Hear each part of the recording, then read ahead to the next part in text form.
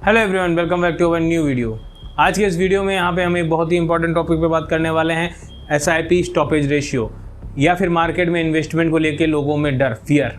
यहाँ पे इस समय मार्केट पूरी तरीके से डर का माहौल बना हुआ है। क्या कारण है?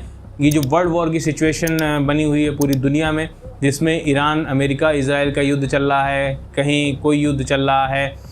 तो ये जो वर्ल्ड वॉर की सिचुएशन बनी हुई है पूरे दुनिया में, जिसकी वजह से मार्केट भी वॉलेटाइल है और मार्केट में जो इन्वेस्टर हैं वो भी यहाँ पे फियर में हैं।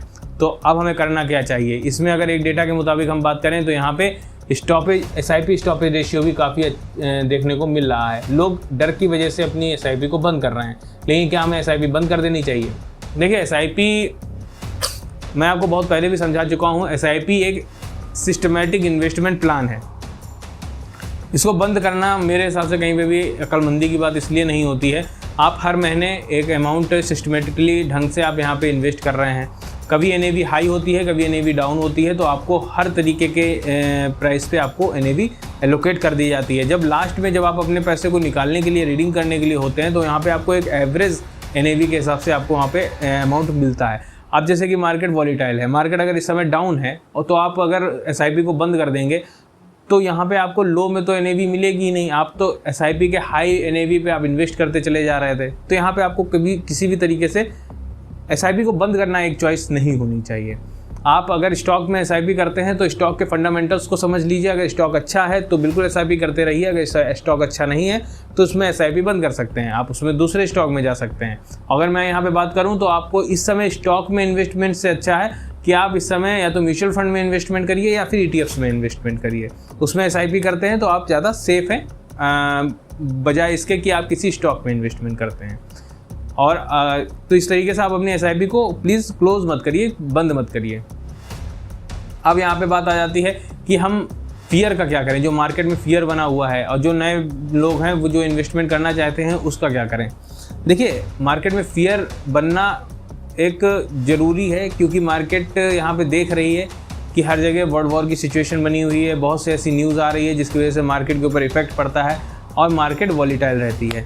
तो फियर है, अच्छी बात है, आप गलत डिसीजन नहीं लेंगे, लेकिन फियर इतना भी नहीं बढ़ना चाहिए कि आप पैनिक कर जाएं और आप डिसीजन यहाँ पे ये गलत ले जाएं कि आपको अपनी इन्वेस्टमेंट को निकाल लेना है।